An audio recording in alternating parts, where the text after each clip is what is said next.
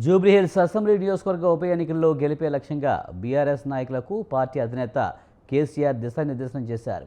ఎర్రవల్లిలోని వ్యవసాయ క్షేత్రంలో దాదాపు 2.5 గంటలకు పైగా పార్టీ సీనియర్ నేతలతో కేసీఆర్ సమావేశమయ్యారు. ఉప ఎన్నిక ప్రచారంలో అనుసరించవలసిన వ్యూహాలపై చర్చించారు.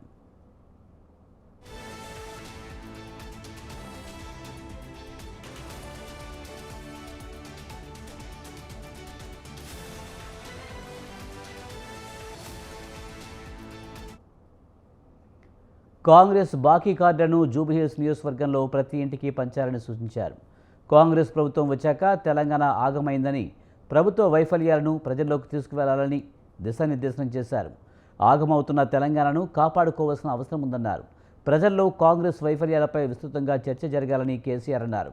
సమావేశంలో మాజీ మంత్రులు కేటీఆర్, హరీష్ రావు, జూబ్లీహిల్స్ అభ్యర్థి సునీత, పలువురు ఎమ్మెల్యేలు, ఎమ్మెల్సీలు, మాజీ మంత్రులు, సీనియర్ నేతలు పాల్గొన్నారు.